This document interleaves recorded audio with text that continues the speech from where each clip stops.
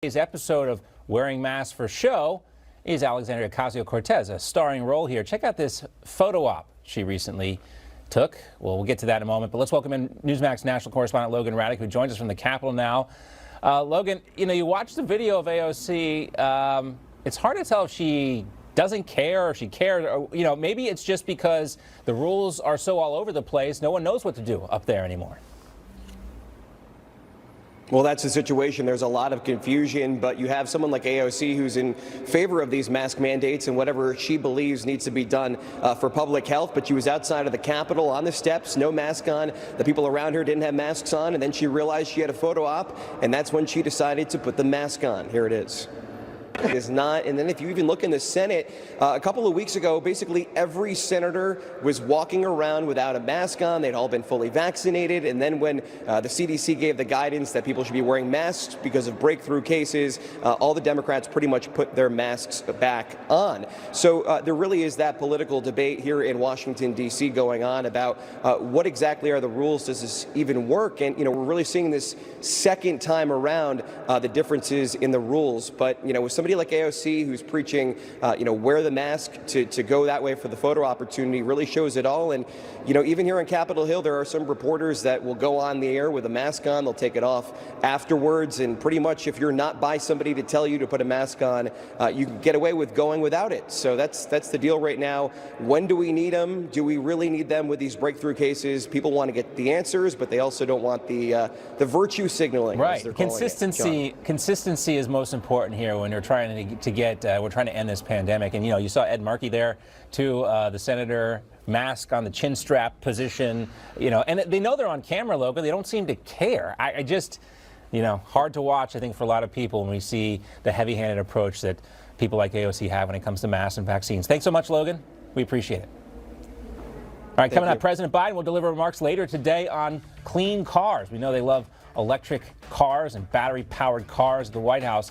But what about the conflict of interest with this White House and electric cars? Our Money Huddle is up next. Taking to strengthen Americans' leadership on clean cars and trucks, electric vehicles. That includes rolling out emissions cuts and electric vehicle sales goal as well. There have been serious questions about conflicts of interest, though, with this administration. Flashback to April when the Washington Free Beacon published this article, Biden showcasing business tied to Energy Secretary Jennifer Granholm. This was by our friend Matthew Foldy. And this infrastructure push, Biden promoted a company that Granholm had held multi-million-dollar worth of stock in.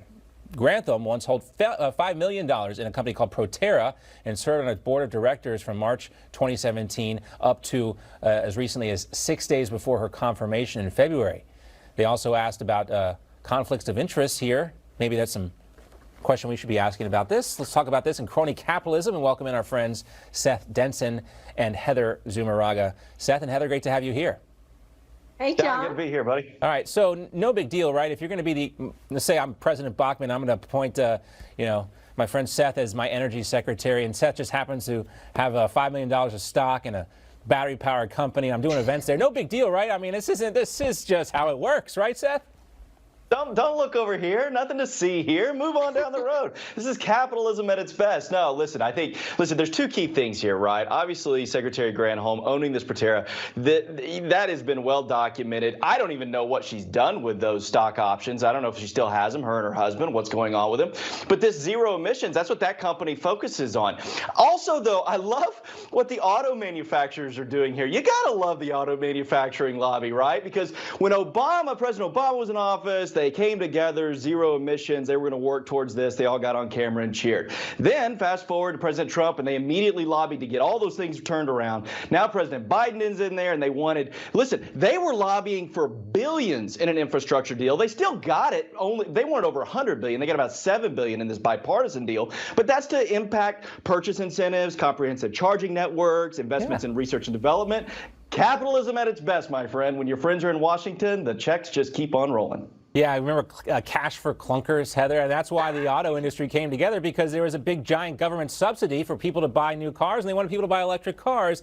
It didn't work out so well, really. The cash for clunkers program was, I don't know how it worked. I don't know. I can't remember exactly, but it was fun to talk about back then. But, you know, this brings back some memories from the Obama administration. We can't forget about Solyndra, Heather, and when, you know, government picks winners and losers, usually we all lose. And why should we, taxpayers, have to subsidize, again, these electric car companies? We shouldn't. You're right. If you look at Solyndra, for example, it ends really bad when the government's picking winners and losers, to your point. And this announcement, I don't think, comes as a surprise to anyone. But if you look at it, car makers are doing this already on their own. We don't need government subsidies. Ford has announced 40% of their cars will be electric by the end of the decade. GM announcing all electric, emissions free by the end of 2035. And Stellantis, which is formerly Fiat Chrysler, said that they also 40% of their cars will be low emissions. So we don't need the government's guiding hand in this process. And the three automakers are meeting at the White House today. But you know who else was invited? Elon Musk, Tesla. And he didn't show up. So I find that very odd. I wonder why he didn't go. Well, he's maybe in China right now. They got him kind of, they got him pinned up a little bit, so to speak. Not going so well for Elon Musk in China right now. I also want to talk to, well, don't forget, too, there's always a chance that President Biden's going to threaten to run somebody over at one of these electric car events. That happened the last time around. Remember that? I think you have a truck, John. I hope that you're okay with me disclosing that. Yes. Is it emissions free? Is it an electric vehicle? No, it's not. The full disclosure, I drive a 2013 Toyota Tacoma. I absolutely love it. Gas mileage is okay, but it's a lot cheaper than an electric car right now. It does the trick for me. They're coming for you. Yeah, eventually they're going to get me. You know, and gas prices are going up too. I mean, you know, I don't know if that's on purpose here, but that's definitely another incentive for people to look at electric cars as well. But let's leave that aside, because I want to talk about Heather's book here. We often mention it, Man's Guide to Corporate Culture. But Heather, I kept thinking about all the good advice in the book while I was watching Andrew Cuomo's cringeworthy response to this AG's report, specifically the issue about mentoring a junior female staffer about her relationship status. You were pretty explicit in your book about why that's a bad idea, and if we needed any more evidence of why it's a bad idea, that video is Exhibit A, right? Right, absolutely, John, and I appreciate your endorsement of the book as well. I was caught off guard, but it is a very timely book. Unfortunately, it's too late for Governor Cuomo, and his defense in the video was, oh, I'm an old school man, I'm overly, I guess, flirtatious, he said, and that's just my style. And okay, that may be okay or was accepted a long time ago. But the problem is, and you referred to the book, it's not a feminist book bashing minutes to help the good guys out there. Cuomo not being one of them, clear bullying, groping, unwanted touching, and sexual advances is very different from just flirtatious behavior. But in the corporate workplace in today's society, you cannot exhibit that anymore. And I'm not going to say I'm innocent either. I hug everybody. I hug all my coworkers. That's probably seen as sexual harassment. I don't know where the line is drawn. Clearly, those 11 women were sexually harassed. And this toxic culture, is it okay for Democrats but not Republicans? If Democrats have the courage to do what's right, he should not just resign. He should be impeached today. Yeah, and you know, I have to give Brian Stelter some credit, because I mentioned yesterday I didn't think he would probably go into the detail that he did, but he does talk about the weird relationship of the Cuomo brothers and the challenges it is posing for CNN. And Seth, you know, I was talking to Peter King and Congresswoman Claudia Tenney earlier, and about how, I mean, he could still be in office for 3 more months. How awkward is that going to be for Chris Cuomo over there on CNN and the network as well? Because, you know, again, we got the sexual harassment stuff, which is one thing, the nursing home scandal. A lot of people still want to get to the bottom of that. And there's so many lessons to be learned from those of us in the TV world about how to avoid these conflicts of interest. Yeah, I think there's a lot of things. We've talked about it on this show before, John, where if this were the corporate world, this would have been wrapped up long ago. Yeah. This would not have gone ongoing and ongoing. And so, listen, I think if there is the greatest lesson to learn from all of this, go buy Heather's book. Read it. Make your staff read it. Make sure everybody reads it. That's an important book. It's certainly top protocol here at our firm. Yeah, I mean, because we have a workforce nowadays. It's increasingly, you know, you see more women entering the workforce than ever before. You have to interact with women, and you want to have a positive relationship, but it's difficult. Ages, generations, things like that. But there is lots of great insight in there, and I do highly recommend it, not just because my name is on the back with a recommendation, That but helps. I have learned so much from that book. Seriously, Heather, thank you so much for writing it. Thank you, and thanks, John. Seth, for hanging out with us. Great to have a Muddy Huddle Absolutely. as well. We'll see you guys soon. See you soon. All right, we got more to come here. Still a whole new hour of John Bachman now. Straight ahead, we're going to talk about the new Iranian president being sworn in today, what this means for... Oh, that's right, you often talk about that. That's a big area of concern. But Congressman King, Title 42 has been lifted. The Remain in Mexico policy is gone. Normally in the summertime, because of the conditions, how dangerous it is with the heat and the dry conditions, you don't see these numbers here. But the only reason why we are seeing numbers still at this time has got to be because of the policies that President Biden has either lifted from President Trump or put in place himself. Listen, I agree with President Biden on one thing. The Delta variant is very dangerous. But if that's true, then he's almost being criminally negligent in not having stricter policies at the border. I mean, to be allowing people in with even the remotest chance of them having COVID, to me, is irresponsible. Knowing that thousands and thousands are coming in with COVID at a time when we're basically clamping down on people in restaurants, saying that kids in schools have to wear masks. There's just no way this can be defended. And he's torn into this ideology of one having to say how dangerous COVID is, because that's the Democratic agenda. And I sort of agree with that. It is dangerous. But on the other hand, also the Democratic agenda basically is open borders. And any way they try to excuse it or apologize for it, that's what they're advocating. And it's bad enough to have people coming in illegally, but having them coming in illegally during a pandemic is just totally irresponsible. I think what's also difficult for people to swallow here is, Democrats, again, continue to accuse Republicans of politicizing this issue. But it was just last year when we heard so many Democrats talking about their reluctancy to take the vaccine. And we have a compilation of some of those clips. Here they are. America, deplorables that are refusing to get the vaccine. This is this is not a one demographic situation.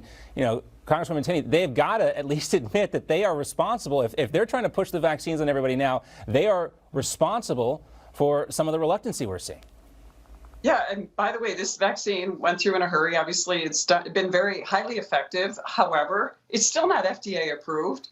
And we're taking a risk in forcing people to take the vaccine now. There are measures in place and things that we should be doing, as Peter King referred to. Why are we letting all these people in during a pandemic? Let's go back to the policies that worked at the border. Let's protect American citizens, just like Governor Ron DeSantis is doing. Let's focus on the vulnerable people and make sure they're protected. And, it's pretty funny that you put a clip up of Governor Cuomo, who had some of the most dangerous COVID policies, putting COVID-positive patients into nursing homes with our most vulnerable citizens, and then over 15,000 died prematurely, and then the governor covered it up. Now he's facing sexual harassment charges and even sexual assault. Yeah. This is a crisis. It's really just it's just hypocrisy at its highest level with the Democrats right now. I don't think it's an accident that the Republican National Committee research group that put that video together, I don't think it's an accident they started with Governor Cuomo. Let's talk a little bit more about that, though, Congressman King.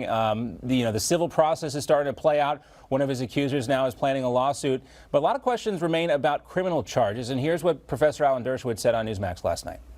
He's the governor. That's his style. He tends to be friendly to people. If you don't like it, don't vote for him.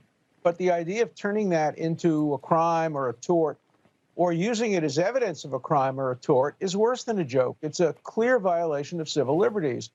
All right, so two questions here. What do you think about that? I mean, is this going to go anywhere criminally? And number two, how long can Governor Cuomo remain entrenched at his mansion? As far as the second, I mean, I've known Andrew Cuomo for many years, and it was father before that. I don't see him resigning unless somehow he's totally, absolutely has to. I mean, listen, he's entitled to have, go through the impeachment hearing, have a trial in the Senate. That could take 3, 4, 5 months.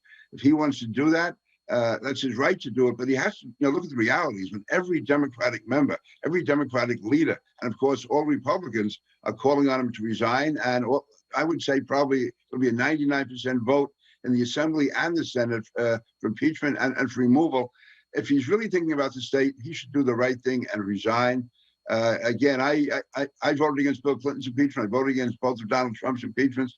I'm not an impeachment fan, but when all this is out there, unless the governor has really strong rebuttal evidence, unless he feels his lawyers can cross-examine the witnesses and show they're not telling the truth, it's, to me, really, I don't see how he hangs on. Now, having said that also, this is also an example where he has no friends. He has no one. I mean, during the height of impeachment, Bill Clinton had a solid base that supported him. Donald Trump had a solid base. Nobody is supporting Andrew Cuomo, and that says an awful lot. Yeah, well, you know, if he doesn't seem to have a lot of contrition for his victims, at least that's the impression a lot of people got from his news conference, maybe he would think about his brother here, Congresswoman, and, you know, it's going to be awkward for 3 months if he has to pretend this isn't happening on his CNN show. Yeah, this is actually, I mean, obviously that's a conflict of interest as a person in the media. He should not be covering the topic, but it's also interesting that Don Lemon started out last night right away going into Andrew Cuomo because CNN is guilty. They know they've had this cozy relationship between the governor and one of their top anchors. And it really is time probably for Chris Cuomo to step aside at this point. But I think Peter King is right, though. Cuomo doesn't really have a lot of friends, but it's worse than sexual harassment and sexual assault. These are allegations. They look terrible. But he also was trying to intimidate and to retaliate against some of these people. The other thing, too, using paid staff, that are working. Melissa DeRosa, Rich Azzopardi, are his people that work for him on the taxpayer dime. He also covered up, the nursing home scandal. There's a scandal involving him that's what I was potentially using his staff. And when it comes to CNN's coverage of this, too, that's the other part of this that hasn't received a lot of attention. The DOJ sweeping that under the rug, and what's going to become of that remains to be seen. Lastly, guys, I want to talk to you about landlords and the National Association of Realtors now suing about this eviction moratorium. But the other issue here, too, Congressman King, is that the White House doesn't seem to care that they know it's illegal. The Supreme Court says it's illegal, but they're all too happy to give the CDC the authority to do this. What gives? This is, again, the total hypocrisy. The Democrats are always claiming Donald Trump didn't care about the law. He would violate the law. Joe Biden is actually admitting that he's probably violating the law. I mean, that to me, and also this has to end. We can't have endless payments being made to people for not working. We can't be saying that landlords have to continue to allow tenants to stay in their apartments without having to pay rent. I mean, if we do that, then we are truly becoming a socialist country. So this has to end. I think Joe Biden is totally wrong on this, and he caved in. I mean, he did show some guts last week, but now he's caving in entirely to the progressive left wing of the party. The people, unfortunately, that Claudia Tenney has to live with in Washington, but I escaped from. All right. Well, give the last word to the Congresswoman on that note. Yeah, thank you so much. Well, we certainly miss you in Washington, your leadership and your common sense, which is something that's not happening here. But that's exactly what's missing on this issue. Most landlords are actually small business owners and people that might own a unit or two. And these people are being forced into bankruptcy. They're not able to even pay their property taxes. Are we going to give forgiveness in these local municipalities with New York's very high rate of property tax? And where does CDC get the power? I think so. The Supreme Court already weighed in. The CDC has no power to tell us in commerce that we can't collect rent. And well, they do now. It's insane. Apparently, they do now. I'm sorry. Apparently, they do now. And there's a lot of. Where is the outrage about just giving this authority to unelected bureaucrats? Some people are asking that question. Maybe me and some other folks. All right, great to see you both. We are out of time, unfortunately. Congresswoman Claudia Tenney and Congressman Peter King retired. Great to see you both. Thanks so much.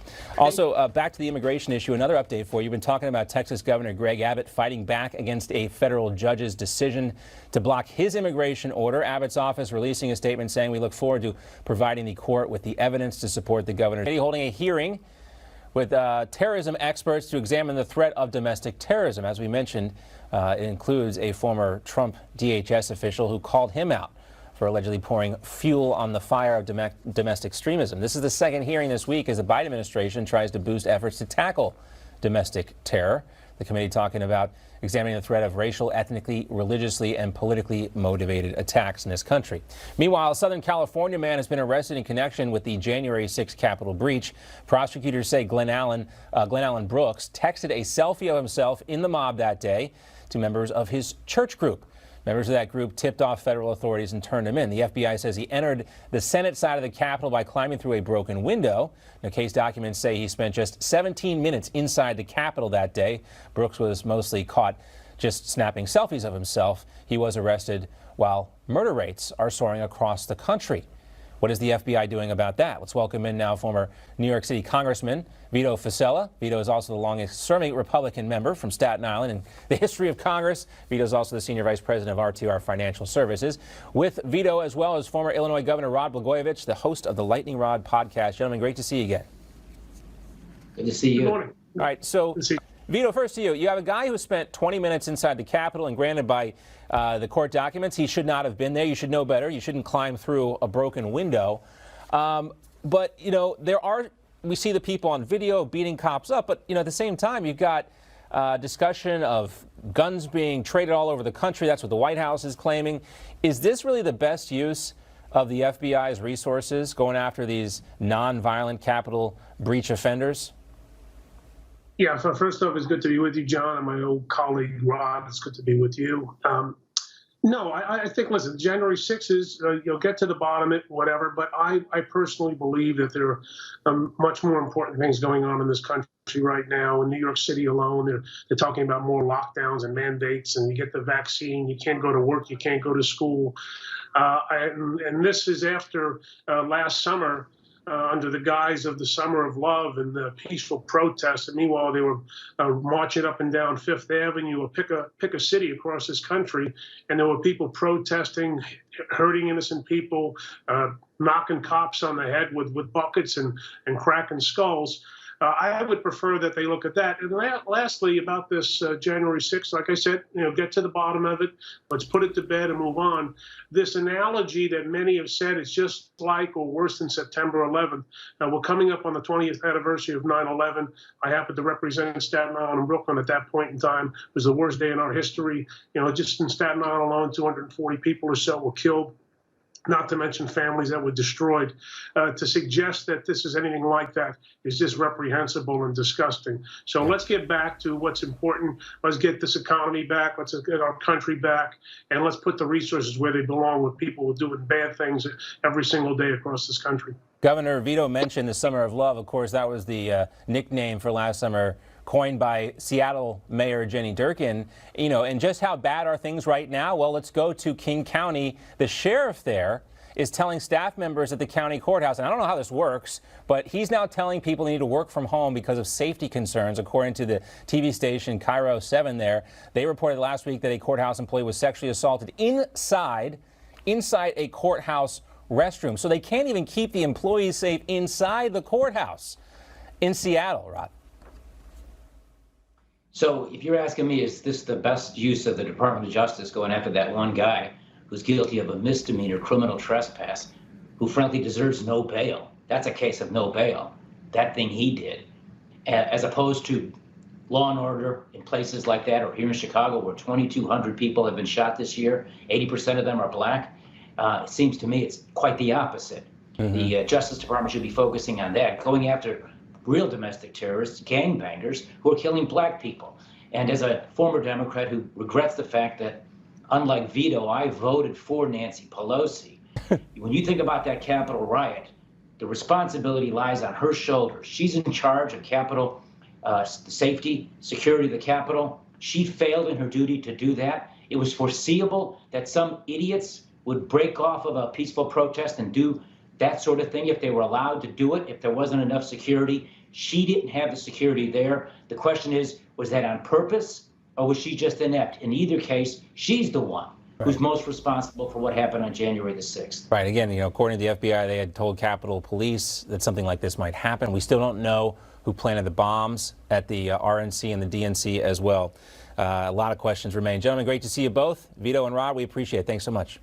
Thank you, John. Thank you. Good to see you, Rob. All right, still ahead this hour, Boston's mayor has some interesting things to say about New York City's new vaccine passports to having to show one's papers during the slavery and Jim Crow eras, and saying that she will instead focus on making the vaccine more accessible to the people of Boston. She also brought up the fact that some people mentioned Barack Obama's birth certificate once upon a time. She thought that was kind of similar to this as well. Let's talk about it. Welcome in the director of the Center for Economic Opportunity at the Independent Women's Forum and Newsmax columnist, Patrice Leon-Wuka. And with us as well is Benny Johnson from the Benny Report here on Newsmax TV, also the Chief Creative Officer of Turning Point USA. So, Patrice, first to you. What do we think about the Boston mayor's sentiments on vaccine passports? Well, I'm actually surprised that she would say yeah, she doesn't want something so draconian to be hoisted on the residents of her city. That's where it stops, though. Now she gets into birtherism. She gets into, the idea of papers for slave papers. I mean, she goes overboard. But I think there is something there. There is this idea that, number one, you don't want to force people to have to show their vaccination proof. But now she starts to get political, and that's where I depart from her sentiment. It's almost like you can see the thought bubble, Benny, in the process where she's like, I'm going to say this because I believe it, and I don't think vaccine passports should happen because of this historical fact. And then, oh my God, I'm saying something that conservatives might actually like. I must say something completely ridiculous and incendiary so I don't get too much credit from them and I don't get tossed under the bus by my Democratic colleagues. Yeah, okay, so here's what we have. We have a situation here where we're going to take numbers directly from the CDC, all right? So let's leave the conversation about birtherism out. Let's leave the hyperbole out. Let's talk directly about numbers straight from the CDC. Here they are. Numbers from the CDC say that in places that have vaccine mandates right now, vaccine passports right now, San Francisco and New York, approximately 25% of African-American communities are vaccinated in those metropolitan areas. So how is this not de facto new segregation? Question. I mean, we've been told for the last year that when you have a disparate outcome that is focused and that does not have equal outcomes for specific groups, well, then that's wrong. It's evil, it's racist, and it's systemically racist. That's what they say. Those are their own words. Right. The most important rule right now in America is to make libs live by their own rules. And so that is what we need to talk about. We need to say, wait a second, you told us Jim Crow 2.0.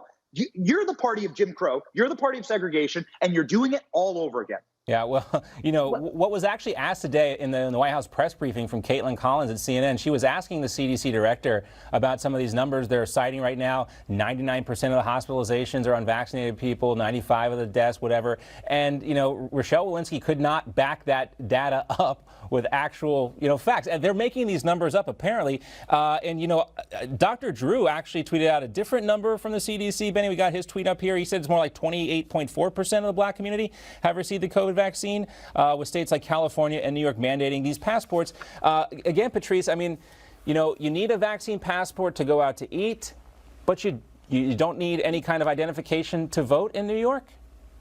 Well, yeah, because asking for someone to show they can prove who they are when they vote is racist, apparently. And Benny, thank you so much. We absolutely do need to continue to call out the hypocrisy. Now, here's a unique angle that I think this episode is showing us, which is that there's been so much misinformation about who is not vaccinated in this country. Yep. And the assumption has been that they're Trump supporters, they're Republicans who are not being vaccinated, when in fact, and I think last time I was on here with you, John, I was talking about the Black community and the fact that there are many people who are extremely distrustful of anything the government is going to put in their arm, number one, but also they look historically at some of the government-funded, government-provided experiments on Black people. Yep, and so Tuskegee Institute. And, it's amazing. Exactly. We learned about this in history class, what happened to African Americans at the Tuskegee Institute and the test on them. There's something else I want to talk about as well. If you have your passport, you might need, if you have the digital version, you might have to make a photocopy, though, if you don't. And remember this chestnut from Kamala Harris about voter ID? Here she was not too long, vaccine passport. Well, I mean, okay, well, first off, we just have to stop and on its face, has Kamala Harris ever been to a rural community? I'm from Iowa. I remember when Kamala Harris ran for president in Iowa and didn't get a single vote. I think she wound up number 7. They do have Kinkos in Iowa, right? What we have, John, is a phone, cell phones. Oh, and on cell phones, you can take a photo of you can take a photo of anything and scan it and send it in. We live in a digital world. What kind of a universe is Kamala Harris talking about? I mean, does she have a flux capacitor? Is she trying to travel back to the 80s when people didn't have digital electronics in their back pockets everywhere that they go? I mean, it really is mind-boggling, but it's a larger point. So they want us to talk about this, right? They want us to get upset. I choose to ignore what they want me to talk about and talk about the real thing, which is that their administration is in such chaos, in such crisis, that they are just throwing everything against the wall that they possibly can to try and distract. And so we should not get distracted. We should call them out. We should hold them to their own standards and say, you are indeed the party of segregation. Once more, you are the party of Jim Crow, and we are going to make you play by your own rules. You're going to tell us that you care about COVID, and then you have an open border. Yeah. You're going to tell us that you want vaccine passports, but you won't do voter ID. Okay, fine. I think Well, most. and Go ahead, let's Patrice. not- Go ahead. Yeah. Let us hold their feet to the fire. Both Kamala Harris and President Biden, or candidate Biden at the time, sowed discord, sowed distrust in the vaccine because it was developed correct. under President Trump. So we need to continue to remind her of her words about not trusting anything produced by President Trump. Same thing with President Biden too. And we played part of that clip that's going around from the Republican National Committee Research Group. That's just, it's off the top rope, body slam against Kamala Harris, Andrew Cuomo, President Biden, many others for, distrusting the vaccine. Guys, great to see you. We got Benny and Patrice coming back in the next hour. We're going to talk about this battle between Governor Ron DeSantis and President Biden. Pick your champion, guys. We know who probably will win this rhetorical battle. Coming up, another Democrat under fire for her extreme hypocrisy when it comes to mask wearing. We'll get an